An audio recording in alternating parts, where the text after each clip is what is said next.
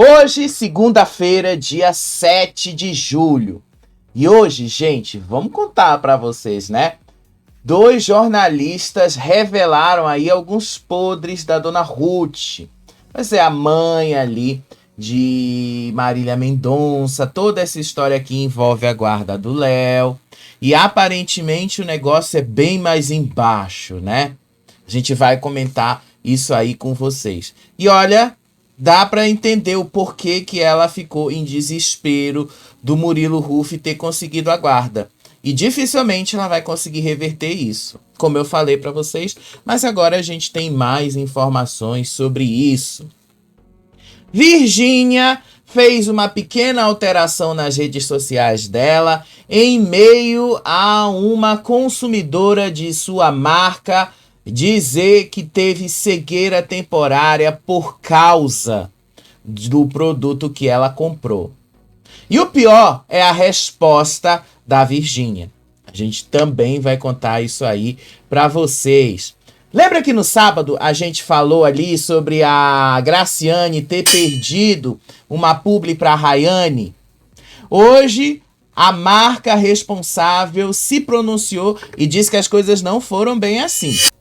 Então a gente também vai explicar aí para vocês todo esse BO. A Raquel Sherazade hoje foi anunciada como apresentadora de um novo programa aí na Record. E encerra de vez todas as possibilidades dela estar no paiol da Fazenda 17. Porque diziam isso. A gente também vai te contar tudo isso.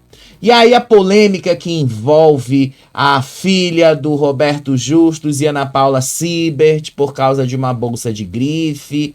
E aí, gente, é tanta coisa hoje de sujeira que a gente vai, assim, ter que acelerar muita coisa. E aí a gente também tem ali uma decisão da justiça sobre o patrimônio milionário de Lecha e MC Guimê para pagar a dívida com relação àquele imóvel. Que tem vários vídeos lá do passado que eu contei isso aí pra vocês, tá? E o Edu Guedes, né? Não tem como a gente não deixar de falar do Edu Guedes. Mas eu vou começar logo falando justamente do Edu Guedes, gente, porque é uma situação, né, que causou uma certa comoção.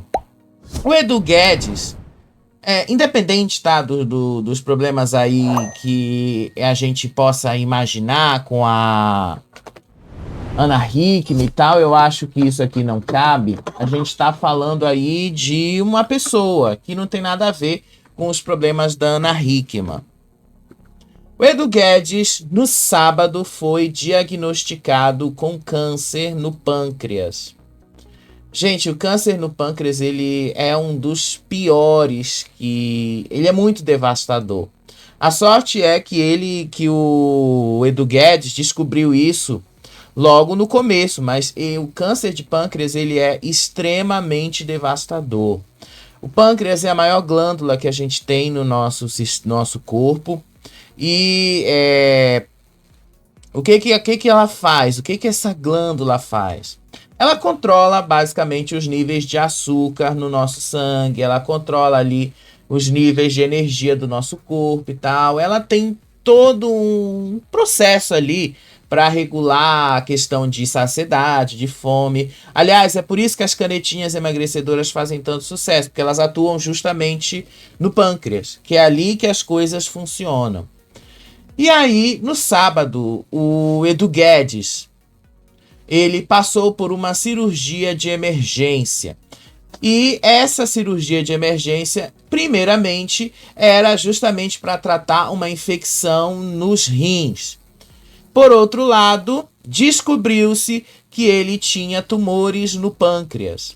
E aí ele fez uma cirurgia chamada pancreatectomia, que é uma cirurgia que remove o pâncreas do corpo. Ou seja, ele vai ter que tomar insulina agora pelo resto da vida.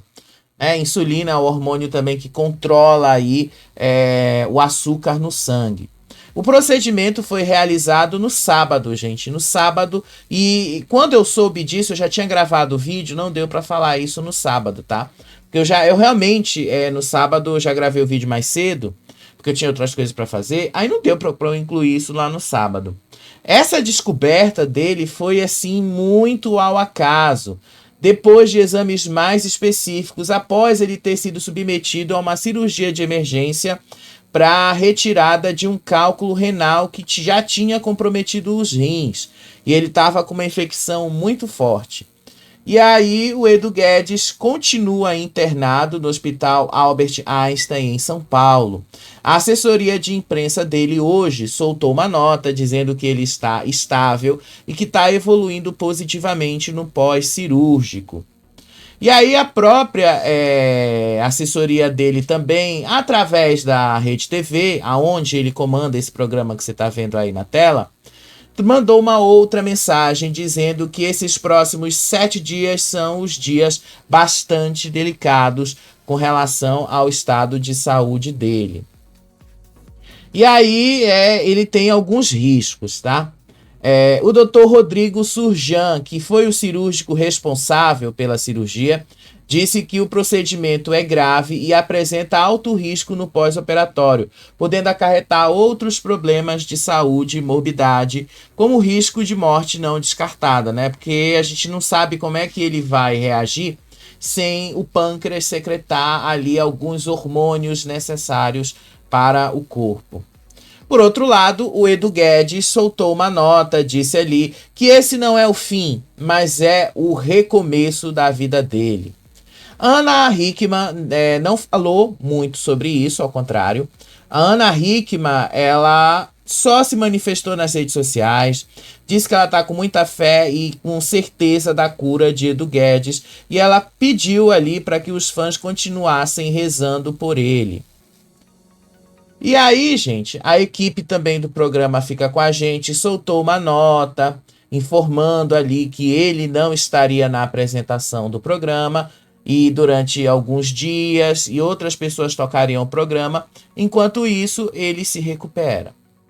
Aí muita gente nas redes sociais ali se manifestaram. Houve uma comoção ali entre os famosos sobre isso, sobre o estado de saúde dele.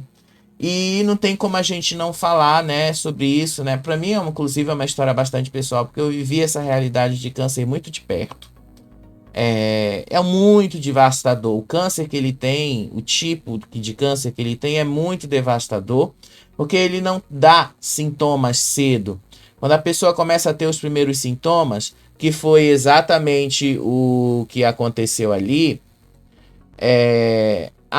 já não dá assim. Já se espalhou.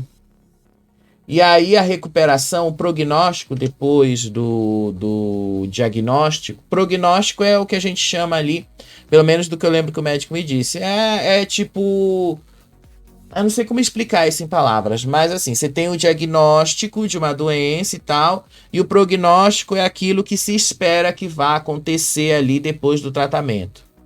O prognóstico de muita gente que tem câncer de pâncreas é de pouco tempo mesmo de vida.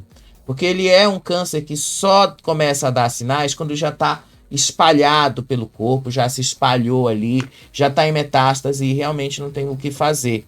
A não ser as quimioterapias, e às vezes as quimioterapias elas são muito, mas muito só para aliviar algumas coisas e piorar outras. Mas o caso do Edu Guedes foi que ele descobriu isso muito cedo. E como ele descobriu isso muito cedo, isso aí favorece a cura para ele, favorece que ele se saia bem no tratamento e favorece aí que ele continue bem. Ele disse que reconheceu os sintomas por várias e várias atitudes. Uma delas foi justamente um cansaço inexplicável que ele estava tendo. Cansaço mesmo, falta de energia. Isso foi o que ele explicou. E aí, para ele se sair disso, né, ele já estava com essa infecção, e aí uma coisa foi levando a outra. Inclusive, é bem provável que as próprias pedras no rim que ele teve tenham sido provocadas pelo excesso ali de alguma coisa secretada pelo pâncreas que se acumulou na urina. E aí o negócio foi piorando, e aí virou uma infecção e acabou desencadeando na descoberta. Mas que fique tudo bem para ele, tá? Porque eu acho que uma coisa não tem nada a ver com a outra, independente ali do que aconteceu com a Ana Hickman e o ex-marido dela. Eu acho que o Edu Guedes ali é uma pessoa que não tem nada a ver diretamente com esses problemas. Agora que, assim, né, a gente só tá falando para vocês, não tô desejando mal algum pra ele, ao contrário. Mas só contando, porque o câncer de pâncreas ele é muito devastador mesmo. Eu lembro quando eu cuidava da minha mãe no hospital e ouvi as histórias de várias pessoas ali. Eu lembro que conheci de um senhor que descobriu o câncer no pâncreas há pouco tempo. E ele fez as quimioterapias e não melhorava, não evoluía, não apresentava nenhuma melhora, nem estabilidade. Eu não sei o que aconteceu com esse senhor depois, mas acredito, né, que alguma coisa ali não funcionou direito. Eu lembro que num dos últimos dias que eu levei a minha mãe no hospital, a mulher dele, a esposa dele, chorava muito por causa disso. Então, assim, é uma coisa assim que eu não gosto muito de falar, de contar e tal, mas é uma história que, quando eu vi o Edu Guedes passando por isso, na hora eu me lembrei dessa história do passado. É muito devastador. Mas vai ficar tudo bem ali com ele se ele fizer o tratamento. Ele é muito jovem ainda. Ele ainda tem condições de se sair desse tratamento muito bem. Mas não tem como a gente não deixar de falar sobre essa história, né? É um cara ali que tá o tempo todo na mídia, depois dessa separação da Ana Hickman, porque os dois casaram. E eles iam casar nos planos que eles tinham agora no religioso. Acredito eu que eles vão esperar um pouquinho mais, né? Mas tá aí para vocês saberem, né, de toda essa história aí que envolveu o Edu Guedes. Tá? Hoje ele já apresentou a melhora, que ele está evoluindo bem, mas a gente ainda precisa entender que a situação dele é bastante delicada e não vai resolver assim de uma hora para outra, vai levar aí alguns meses para vocês verem isso tudo melhorar, tá bom? Agora sim, gente, vamos falar aí da Virgínia Fonseca. Gente, olha só. Vamos lá falar da Virgínia Fonseca, né? Olha, eu não gosto muito de falar aí da Virgínia Fonseca e tal, né? Mas hoje uma história viralizou nas redes sociais sobre a Virgínia Fonseca. A primeira coisa que a gente tem que falar, né, que ela fez uma alteração ali na bio dela do Instagram. O Zé Felipe já entrou com um processo de divórcio na justiça. E vocês sabem, é comum acordo. Quando é comum acordo, o processo de divórcio não costuma demorar tanto assim, não. Porque ali é só definir os termos da guarda compartilhada dos filhos e acabou. Tá resolvido. Porque eles não vão dividir bens, ao que parece. Ou então, se forem dividir bens, já fica tudo certinho ali, o que eles vão fazer e tal. Essa parte em si não interessa tanto. Mas olha essa foto aqui. A Virgínia resolveu tirar o nome de casada das redes sociais dela. Virgínia agora resolveu assinar apenas Virgínia. Ela tirou Virgínia Fonseca Serrão Costa e colocou apenas Virgínia. Eu tirei esse lá do Alfinetada, tá? Eu tirei esse print de lá do Alfinetada. Tá aí a fonte, né, que eu tirei. Mas obviamente que eu vou mostrar para vocês agora. A gente indo lá no Instagram da Virgínia para vocês verem que ela mudou a bio dela, tá? E assim, ela fez isso. Não sei se ela fez para chamar a atenção. Não sei se ela fez por conta ali do divórcio. Não sei se ela fez isso por conta dessa história que está envolvendo a Wepink. Mas o fato é que isso coincidiu com o que aconteceu no final de semana. A gente vai exibir aqui para vocês. Mas vamos lá primeiro no Instagram da moça, tá? Para vocês confirmarem ali que agora ela tirou Virgínia Fonseca Serrão Costa e deixou apenas Virgínia ali. Basicamente, ela fez isso. Falta agora ela mudar aí a Talismã Digital, né? Porque, se eu não me engano, essa empresa ali, uma sociedade com o Leonardo, né? Me parece que o Leonardo não vai curtir muito isso. E aí, né? As mudanças ali coincidiram com essa reclamação de uma consumidora da marca Wepink. A consumidora chamada Lidiane Herculano, de Nova Iguaçu, no Rio de Janeiro, alegou ter ficado momentaneamente cega após usar um fortalecedor de cílios da marca Wepink, de Virgínia Fonseca, afirmando que o produto queimou as suas córneas. E aí ela fala ali que ela... Eu vou mostrar o vídeo porque ela mesma conta, tá? E aí ela fala ali que no começo, quando ela passou a máscara lá de cílios, ela teve uma leve ardência e que a visão dela ficou nublada e cinza. E aí depois o oftalmologista que a atendeu disse que o produto havia queimado a córnea dela e por isso que ela estava com problema de enxergar nitidamente. Ela não enxergava mais nitidamente.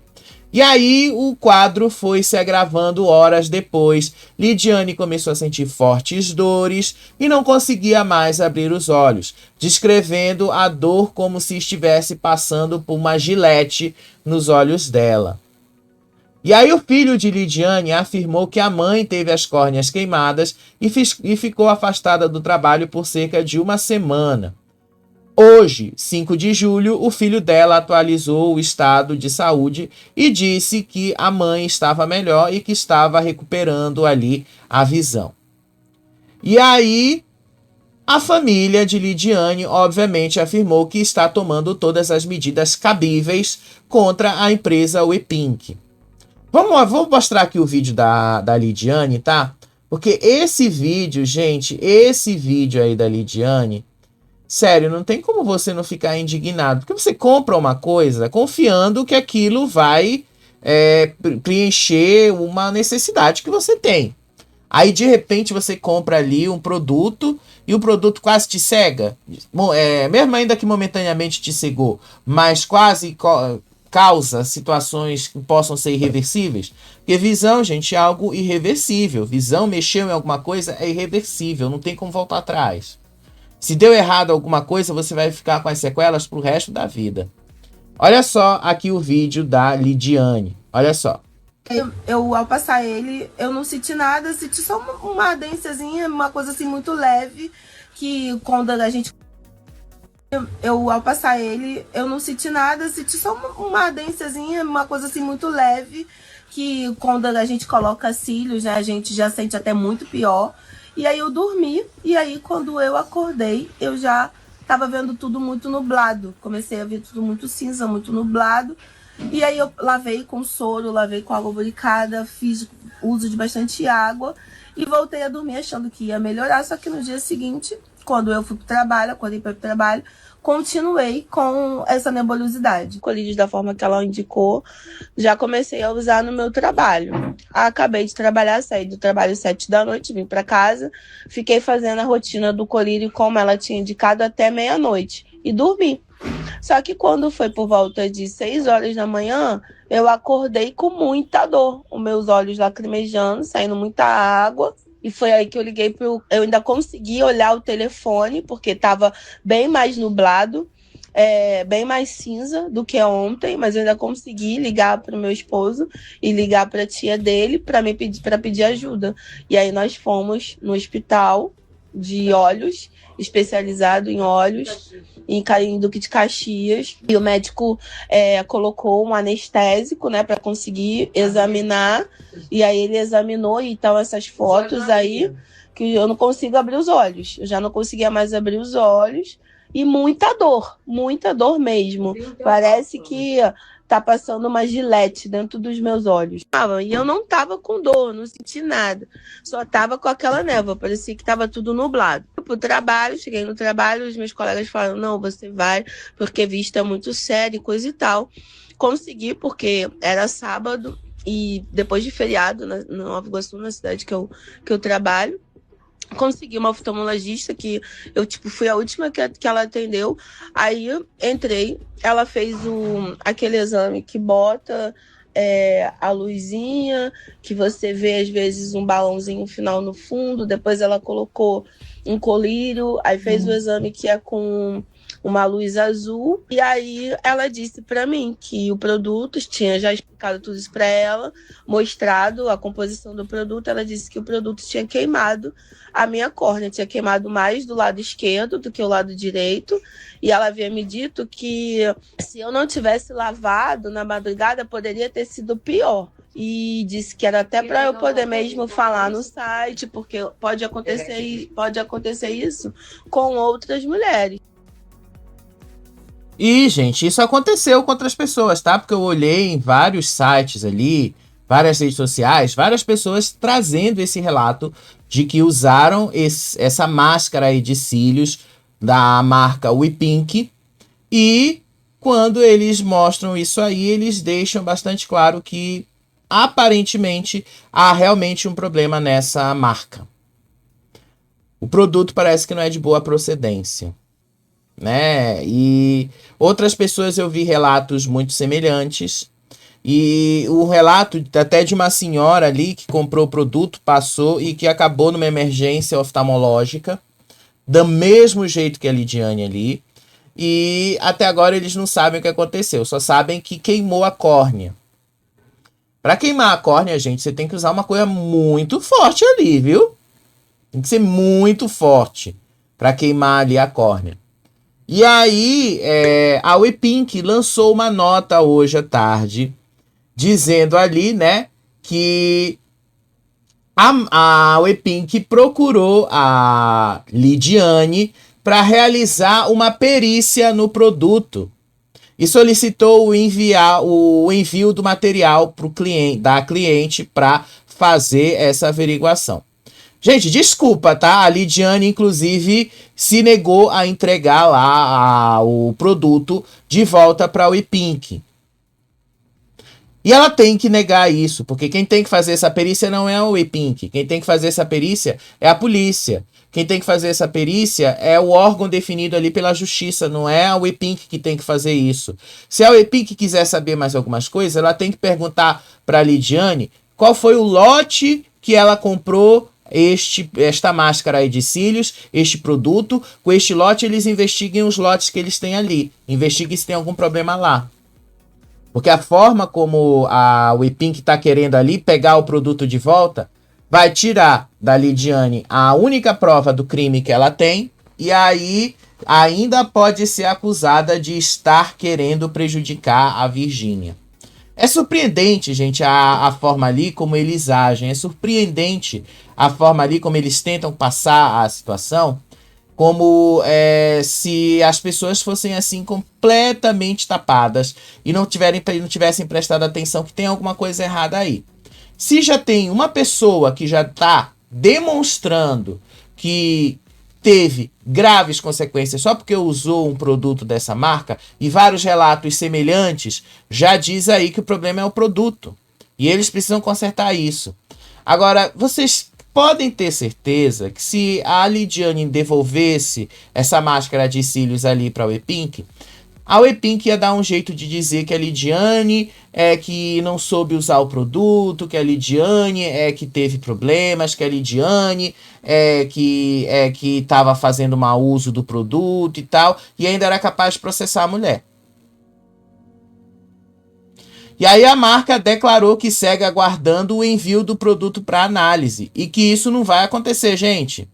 E se a Lidiane realmente entrou com esse processo na justiça, ela tem mais é que entregar para a justiça e que a justiça resolva o que fazer com isso. A WePink disse aí que tentou entrar em contato com a consumidora, mas ela não respondeu.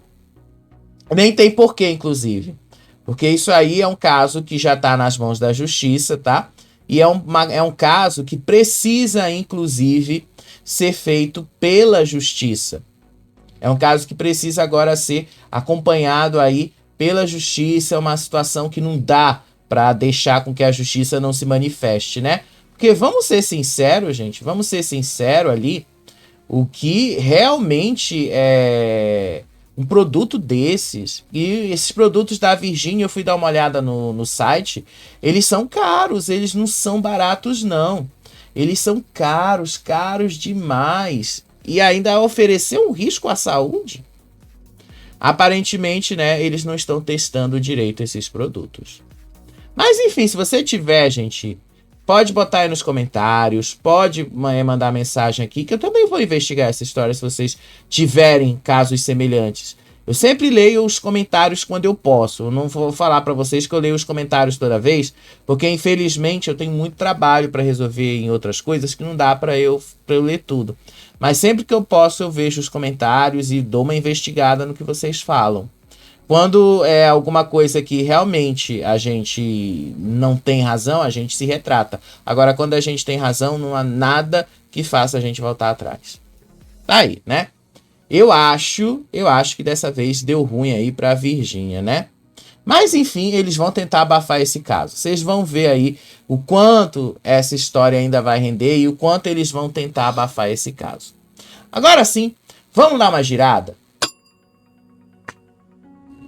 Hoje à tarde, né, eu tava assistindo a Sônia Abrão, um trechinho ali da Sônia Abrão, porque eu não assisto todo o tempo a Sônia Abrão, né? Já falei pra vocês que aqui onde eu moro não pega o sinal da Rede TV de forma estável. E aí pra assistir a Rede TV eu tenho que mexer a antena e aí sai do ar a Globo, sai do ar o SBT e tal. É muito trabalho, eu não gosto de ter muito trabalho, então simplesmente eu não assisto ali todo o tempo. Mas hoje à tarde eu estava ali na internet, mexendo ali algumas coisas, e aí apareceu para mim o Gabriel Perlini. Eu sempre interajo com o Perlini e tal, ele sempre foi muito respeitoso comigo, inclusive. E aí ele colocou uma mensagem que ele estava ao vivo na Sônia Abrão. Aí eu fui ligar na Sônia Abrão e ele trouxe mais detalhes sobre essa história que envolve a Marília Mendonça, a herança de Marília Mendonça. E, gente, os detalhes que o Perlini trouxe ali, eles são muito, mas muito perniciosos e dão uma dimensão muito maior a toda essa história que envolve a guarda do Léo. E é por isso ali que a dona Ruth está em desespero para tentar recuperar. O problema é que ela não vai conseguir. O pai vai ter sempre prioridade. Perante a lei, o pai tem sempre prioridade. Mesmo que ela tente ali, vai ser muito difícil ela conseguir. Mas por quê, né? A Marília Mendonça, ela tem uma herança hoje estimada em 500 milhões de reais. Como se já não fosse pouco, né? E aí, o que vai acontecer agora? Essa disputa que envolve aí... Deixa eu pegar aqui a imagem. Essa disputa que envolve a dona Ruth e o Murilo Huff, gente, essa disputa ainda vai dar muito pano pra manga, tá? Isso ainda vai dar muito pano pra manga, mas os detalhes que o Perlini trouxe hoje são, assim, eu posso dizer, muito sórdido mesmo o que ela tá fazendo ali, o que a dona Ruth fez. Gente, 500 milhões de reais, tá? 500 milhões de reais é muita grana. R$500 milhão, gente. R$500 milhão. Fora os royalties das músicas, tá? Da Marília Mendonça, do catálogo musical dela. Fora esses royalties. Então, um dos motivos, obviamente, da guarda unilateral era o desejo de resguardar o patrimônio deixado por Marília Mendonça para seu filho. Marília Mendonça não deixou um testamento. Então, quando uma pessoa não deixa um testamento, a herança passa direto para o herdeiro necessário. Que, por exemplo, no caso dos pais, o herdeiro necessário são os filhos. No caso dos filhos, se os filhos morrem antes dos pais, o herdeiro necessário são os pais. Ou se o filho era casado em regime de comunhão de bens, o herdeiro necessário passa a ser a esposa ou esposo. Eu aprendi um pouco sobre direito familiar também, né? Para falar o que eu tô falando para vocês, tive que aprender um pouquinho de direito familiar. E aí, o que foi que aconteceu? O Perlini levantou uma história bastante interessante.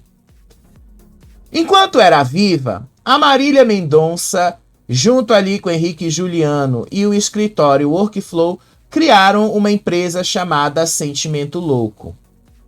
Essa empresa chamada Sentimento Louco, ela tinha ali 50% das ações para o Workflow, se eu não me engano, 30% das ações ali para a Marília Mendonça e 20% dessas ações para Henrique e Juliano. Quando a Marília Mendonça morre, Henrique e Juliano resolvem abrir mão dessa parte deles, desses 20%, e aí eles resolvem abrir isso para a Dona Ruth. E aí Dona Ruth ficaria com 50% da participação na empresa Sentimento Louco. E a Workflow, que é o escritório que começou a carreira de fato da Marília Mendonça, os outros 50%. Desses 50% aí, que ficou ali com a Dona Ruth, ela dividiu 30% para o Léo e 20% para ela. Até aí, gente, parece tudo legalmente, direitinho e tal. Só que a Dona Ruth, ela já era a responsável pela tutela do menino Léo. Em sendo responsável pela tutela do menino Léo, os 30% deles são responsabilidade dela também. Na prática, ela passou a controlar tudo o que entrava por essa empresa. Só que o que foi que aconteceu ali, né? O Perline trouxe a informação, e depois eu fui dar uma checada nisso, né? Porque essas informações, elas são públicas. Você pode dar uma checada lá na junta comercial, você pode dar uma olhadinha lá. E aí ele falou ali, no programa da Sônia Abrão, que a Dona Ruth abriu uma outra empresa chamada Marília Mendonça Produções. E através desta empresa chamada Marília Mendonça Produções, a Dona Ruth teria tentado vender o catálogo de Marília Mendonça para a gravadora Som Livre. E foi barrada porque ela não pode e não tem direito de fazer isso.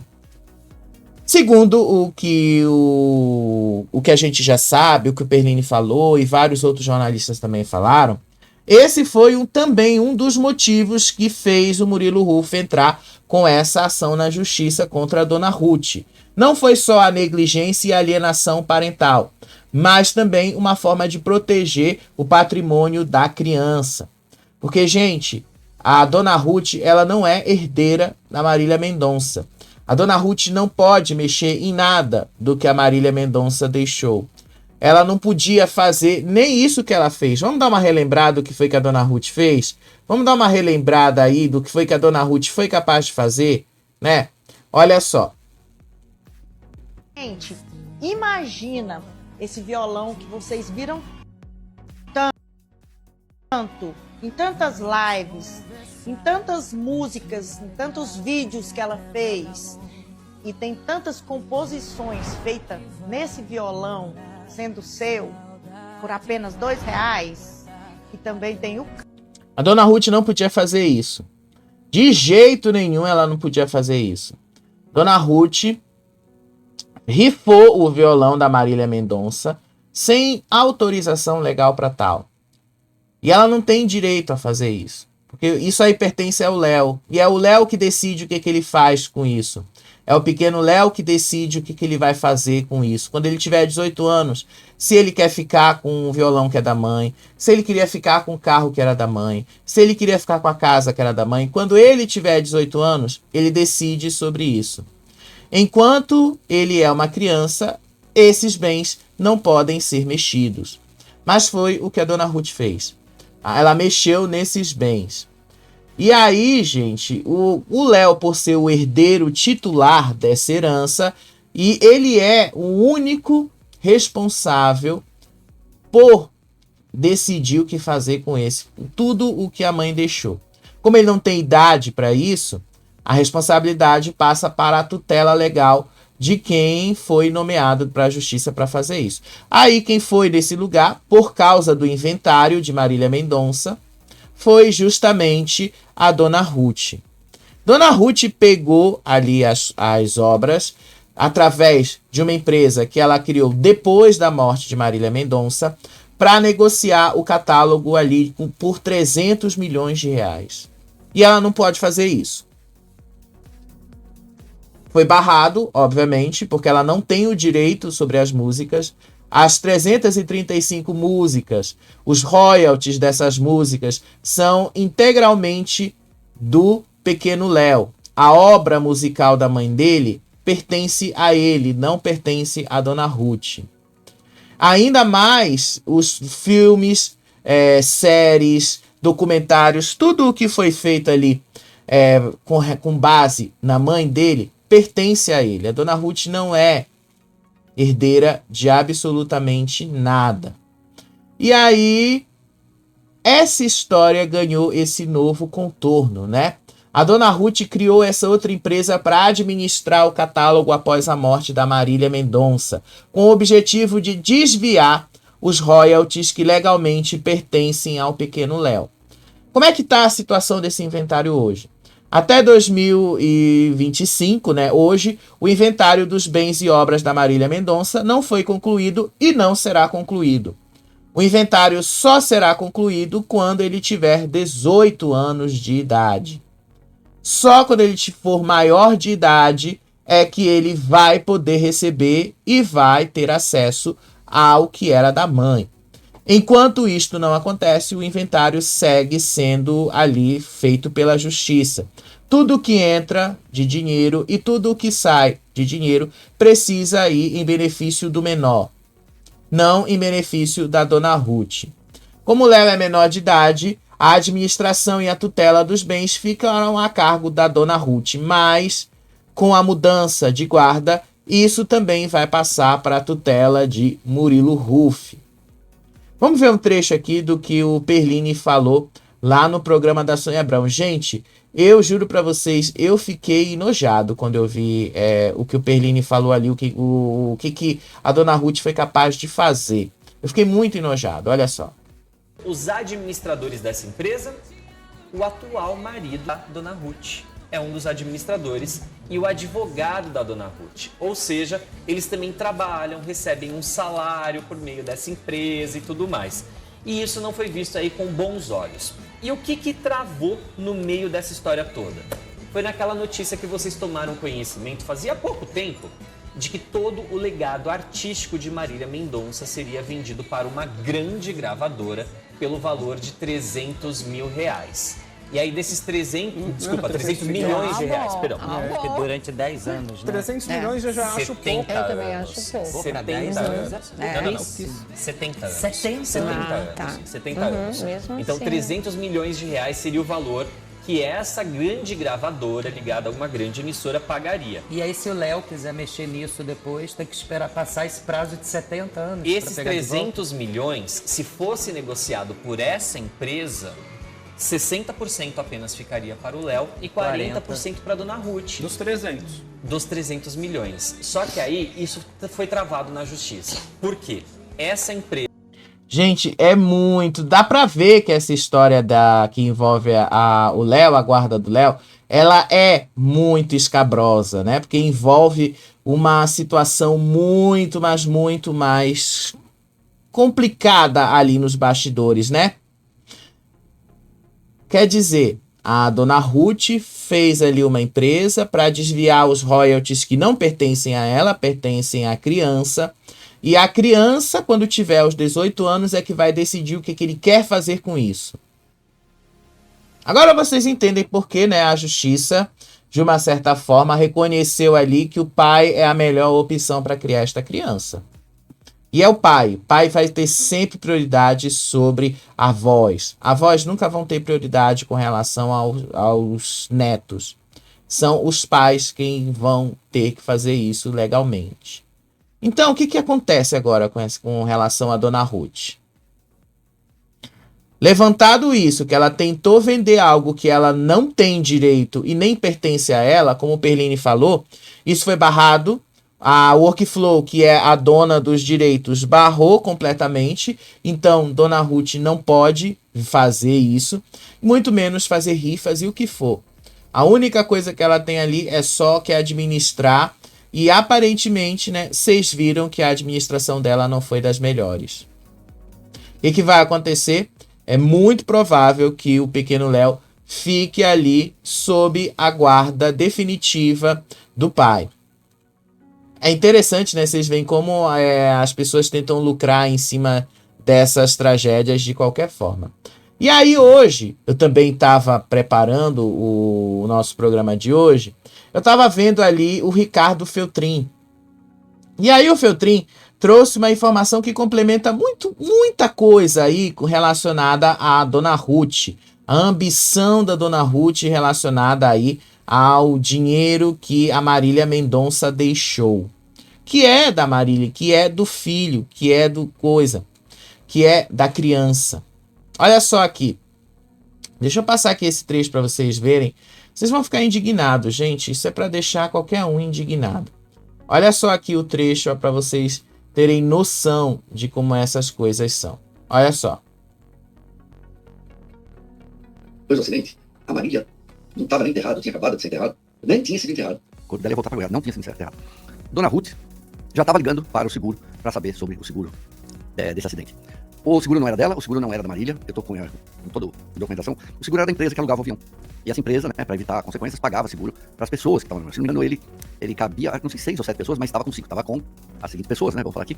A Marília, o produtor dela, Henrique Ribeiro, o tio e assessor dela, a BCL Dias Filho, o piloto, Geraldo Martins Medeiros, e o copiloto Tarcísio Pessoa Viana. Todos morreram. 24 horas a Dona Ruth já estava checando o seguro, para ver como que é. E segundo consta, a empresa falou assim, calma, né? Não tá certo tudo ainda, deixa a gente acertar. E depois chegou o dia de entregar. Então a empresa fez um seguro, e o seguro era $200 mil para cada ocupante do avião que morresse. Tanto o piloto até o comissário de bordo, garçom, $200 mil para cada um. Então seria $1 milhão o seguro. Quando a Dona Ruth descobriu que era $1 milhão, ela achou que era tudo dela. E aí a empresa explica, não, são 5 pessoas, 200 mil para cada um. O que ela fez? Ela chamou todo mundo, as famílias dos mortos, do produtor, do parente dela, né, que já era do ABCL, do piloto que tem 2 famílias, chamou todo mundo e falou, é o seguinte, eu fico com 50% desse valor, que a Marília era a mais importante de todos. Em um momento ela pensou que todas as pessoas estavam lá por causa da Marília, todas as pessoas estavam mortas por causa da Marília, tudo que a Marília fez foi por causa também dessas pessoas. Falou, não, é isso, ou então tudo bem, eu tenho dinheiro, eu vou entrar com uma ação, eu vou questionar isso, e tudo bem pra vocês, eu tenho dinheiro, vocês vão ficar anos aí na briga judicial.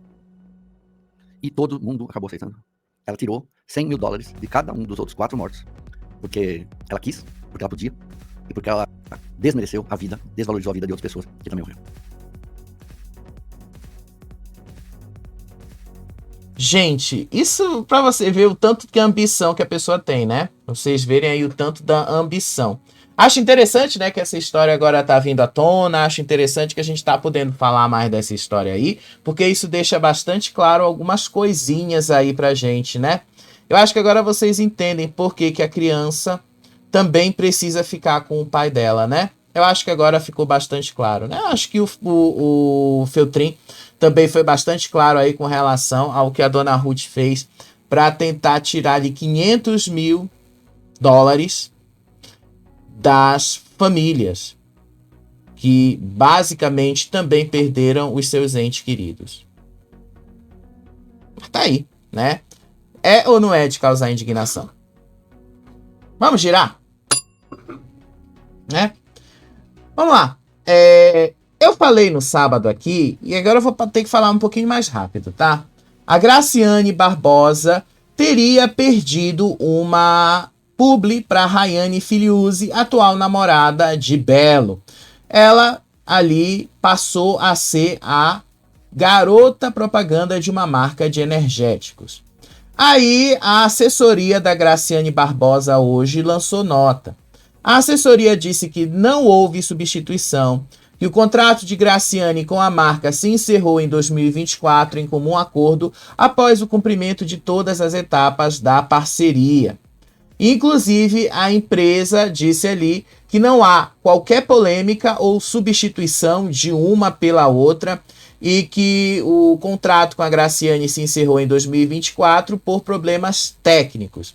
E explicou ali que a Rayane não possui contrato com a empresa, ela não está ali ganhando para fazer a publi, mas que essas ações de marketing são apenas ações de permuta, ou seja, a marca ofereceu para ela algumas coisas ali de suplementos e ela só está divulgando isso. E que não houve troca entre as duas, tá? Isso aí foi o esclarecimento que a gente recebeu e estamos aqui esclarecendo, tá? A Graciane não foi substituída pela Rayane. Mas eu acho que o público vai enxergar isso de uma forma diferente. Porém, cabe a nós aqui mostrar para vocês, né, e contar para vocês que a marca ali se posicionou e deixou bastante claro que uma coisa não tem nada a ver com a outra. Agora sim, né, vamos agora falar de algumas outras coisas aí. Raquel Sherazade voltou para a Record hoje. A Record anunciou ali o retorno de Raquel Sherazade. Raquel Sherazade agora vai apresentar um novo programa na emissora. Quer dizer, ela vai substituir uma apresentadora ali do programa Acumuladores. Ela vai estrear a partir do dia 17 de julho, às 23 horas. Ela vai assumir o lugar de Mariana Godoy no comando do programa Acumuladores.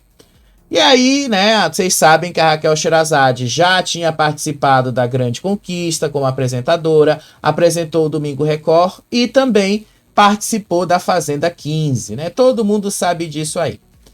Ela própria postou um vídeo, inclusive, né? Bora mostrar o vídeo aqui da própria Raquel Sherazade. Ela própria postou um vídeo ali, mostrando que ela tinha acabado de voltar para a Record. Olha só.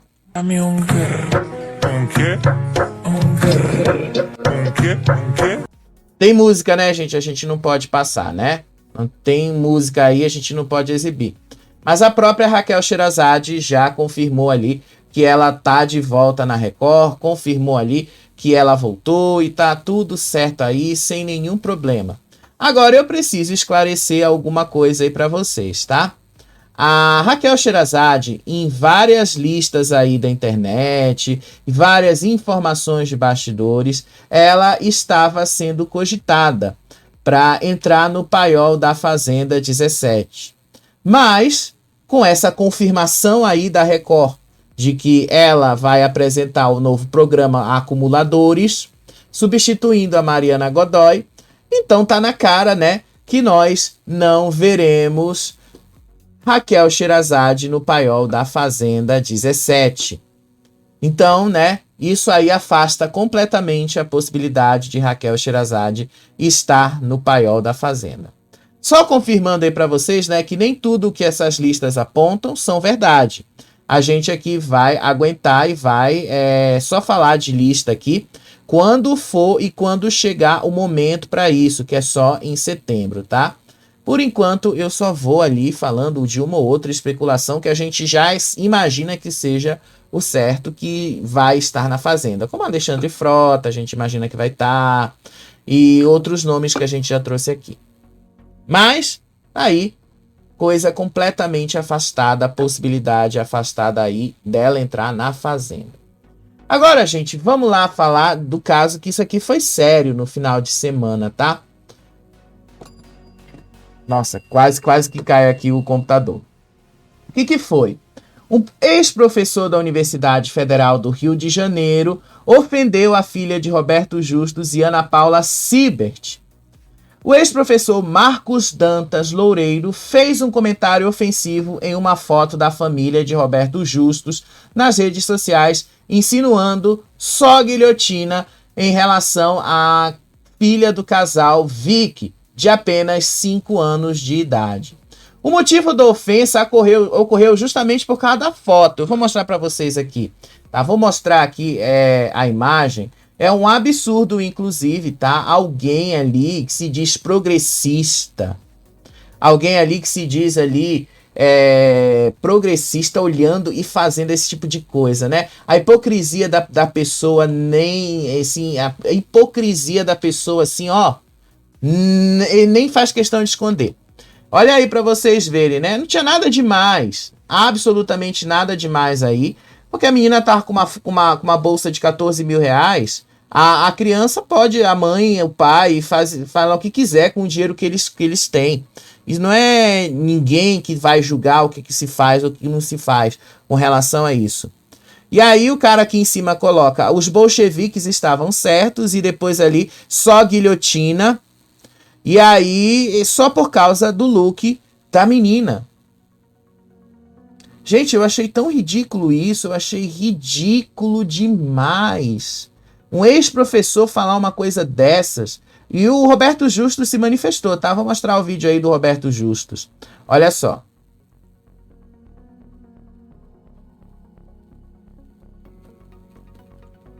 Ok, né? Eu não posso mostrar o vídeo se eu não ligar o som, né? Vocês não vão ver aí o vídeo se eu não ligar o som.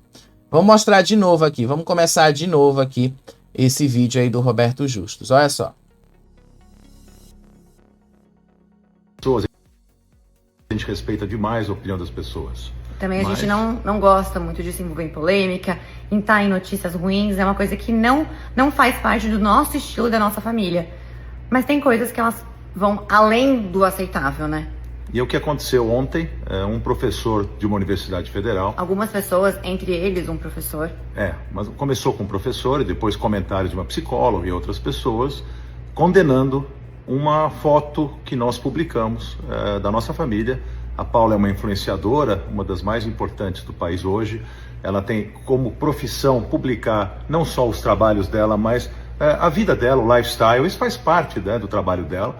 E eu estou na vida dela, eu também estou nessas publicações, e a nossa filhinha Vicky e a nossa família muitas vezes aparece. E dessa vez ela apareceu com uma bolsinha, né? Que inclusive nós nem compramos, né, Paula?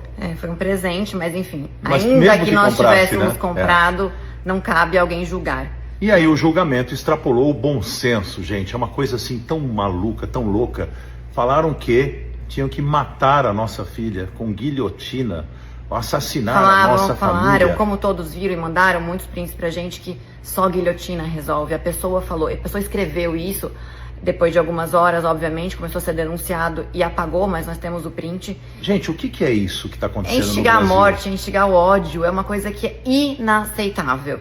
Tem coisas que é por isso que a gente tá se falando, porque assim, é inaceitável. E se a gente começa a dar, né, assinar embaixo de que a internet é a terra de ninguém, que todo mundo pode falar o que quiser, escrever o que quiser, não é assim que funciona, né? Quando a crítica é boba, hoje vocês não estão bonitos, ou eu não gosto da roupa. Gente, tá tudo bem, normal. Cada um tem sua opinião. Agora, você instigar a morte, a violência, o ódio... Não, e por um motivo tão fútil, tão bobo. O que é no Brasil hoje você ter sucesso, você ter conquistar alguma coisa? Eu trabalho há quase 5 décadas. Eu dei milhares de empregos na minha vida. O maior projeto social desse país é o emprego. Quem dá emprego é o empresário, que está virando vilão nesse país. Fazer sucesso no Brasil, ganhar dinheiro, trabalhar honestamente, pagar impostos, como a Ana Paula, que trabalha quase uma década já e paga impostos e também dá emprego para a pessoa. Tudo 100% correto. Então, assim, eu não dou bola para esses julgamentos quando é de algo que eu estou usando, hoje que eu estou fazendo, porque eu trabalho muito, eu pago imposto, eu ajudo o país. Então, por que me importar? Eu não me importo, eu faço tudo certo.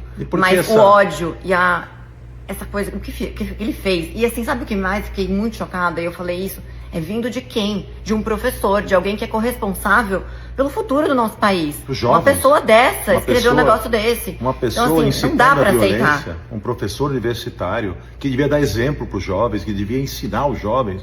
Ele joga um tema de uma forma tão desproporcional, tão inaceitável, cometendo tão um crime, ridícula. porque é um crime. E é o seguinte, essa luta de classes, né, em que o Brasil está se transformando, toda a sociedade tem a classe alta, a classe média, a classe baixa, todo mundo torce demais, né, e nós empresários fazemos o possível para gerar oportunidades para que esse desequilíbrio social se resolva.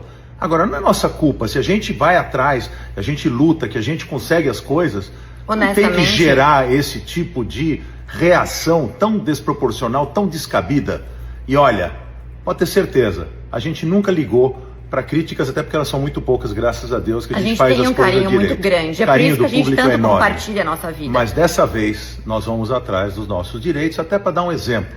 Então eu já acionei todo o corpo jurídico, não vou aceitar ameaça à minha família, como pai de família, ela, Maula, como mãe de família, não vamos aceitar uma ameaça que a gente sabe que é ridícula, que não tem o menor cabimento, mas que gerou uma onda de repercussão negativa para essas pessoas, para a pessoa que postou, para a pessoa que comentou, para essa psicóloga que também comentou. Eu tenho muita pena dessa gente, de ter um amargor deste tamanho no coração, de ter uma maldade tão grande, de ser tão infeliz a ponto de querer o mal das outras pessoas por um motivo fútil e ridículo como esse. Nós vamos tomar as providências e gostaríamos, e viemos aqui hoje, porque todo mundo está nos procurando e a gente fez questão de esclarecer para todos vocês o que está acontecendo. E recebemos do Brasil inteiro prints e tudo que vocês imaginam, muita solidariedade, No início a gente pensou em, será que a gente se expõe? Mas tomou uma proporção tão grande que eu acho que é necessário por muitas vezes. E é isso. Vamos usar as pessoas do bem e as pessoas que realizam como referência. Eu sempre usei isso Como na minha vida, inspiração, né, amor? como inspiração. Vamos tentar tirar as pessoas que têm problemas, necessidades da situação em que estão, mas não é querendo que o outro não tenha que você vai ter. Você tem todo o direito de querer ter, mas não queira que o outro não tenha, principalmente quando ele ganhou isso honestamente, com o esforço do seu trabalho, da sua vida inteira dedicada a fazer alguma coisa bacana acontecer. Obrigado a todos por nos ouvirem. Muito obrigado, gente. Então tá aí, né, gente? O Roberto Justus se pronunciou com relação a isso. É uma coisa grave e hipócrita ao mesmo tempo, sabe? Muitos desses professores de universidade federal, e eu já vivi, porque eu já estudei em universidade, não em universidade federal, mas eu já tive professores de universidade federal que também davam aula em universidade particular. É um discurso, gente, é um discurso que não constrói, é um discurso que destrói. É um discurso ali que basicamente disse que aquelas pessoas que tiveram algum progresso, alguma coisa na vida, elas são vilãs. E elas não são. Cresceram ali, vão continuar do jeito que elas são. E não é assim que as coisas funcionam, sabe? Chega um determinado ponto da nossa vida, inclusive quando a gente tem uma certa idade, a gente começa a perceber determinadas coisas. E assim, eu não vou mudar o mundo. Eu não tenho por que mudar o mundo, inclusive, mas eu posso mudar a minha realidade, eu posso mudar a realidade de quem está comigo. Eu posso trabalhar para mudar a realidade das pessoas que estão comigo, mas eu não posso mudar o mundo, porque o mundo é o mundo, sempre vai ser o mundo, e isso não vai mudar. Agora, esse discurso que tudo que é assim, que as pessoas mais favorecidas, mais ricas têm, fica ali um discurso de hipocrisia e inveja. Porque eu duvido que uma pessoa que não tivesse a mesma condição social que o Roberto Justo tem, não ia fazer a mesma coisa de se expor, não ia fazer a mesma coisa de ter extravagância. Todo rico faz, gente. Todo rico tem isso. E toda pessoa que um dia deseja ser rica também vai fazer a mesma coisa. Então é de uma hipocrisia danada. Mas aí, né, descobriram mais detalhes aí sobre o tal professor. A Universidade do Rio de Janeiro se manifestou, porque isso recaiu em cima deles, e disse que repudia qualquer discurso que incite a violência, esclarecendo que o professor Marcos Danta Loureiro é um docente aposentado desde 2022 e que suas postagens expressam opinião pessoal e não da universidade. Mas, para vocês verem aqui, olha só quem é a figura e olha só a quem esta figura está ligada. E aí vocês vão entender, né, o porquê que eles usam esse discurso. Aí vocês vão entender o porquê que isso é tão podre, tão sujo. E é isso que estão ensinando nas faculdades. Olha só quem é esta pessoa. E olha só a quem ela foi ligada. Eu acho que isso aqui é bem autoexplicativo, né?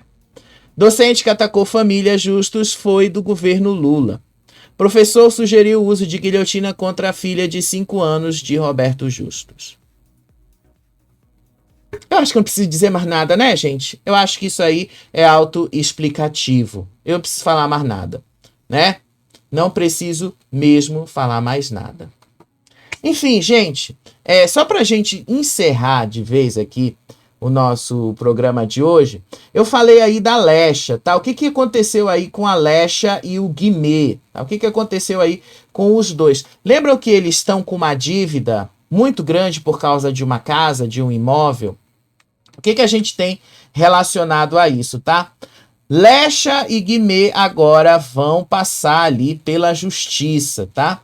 E aí o que vai acontecer com relação aos problemas que eles têm ali de dívida?